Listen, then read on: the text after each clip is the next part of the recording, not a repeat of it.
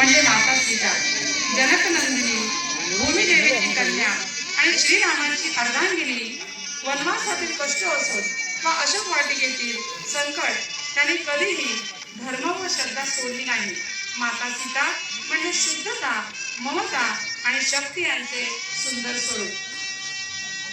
भक्ती आणि सेवा आणि पराक्रम यांचे मूर्तिमंत रूप म्हणजे श्री हनुमान.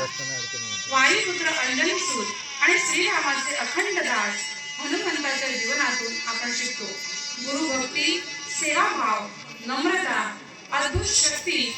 हात जोडून उभा असलेला हनुमान, डोळ्यात रामभक्ती, हृदयात रामनाम, लंका जाणारा वीर, पण रामासमोर विनम्र सेवक. श्रीराम शिकवतात धर्माने जगावे, माता सीता शिकवतात संयमाने जगावे, हनुमान शिकवतात भक्तीने जगावे. चला तर टाळ्यांच्या गजरात जोरदार स्वागत करूया मर्यादा पुरुषोत्तम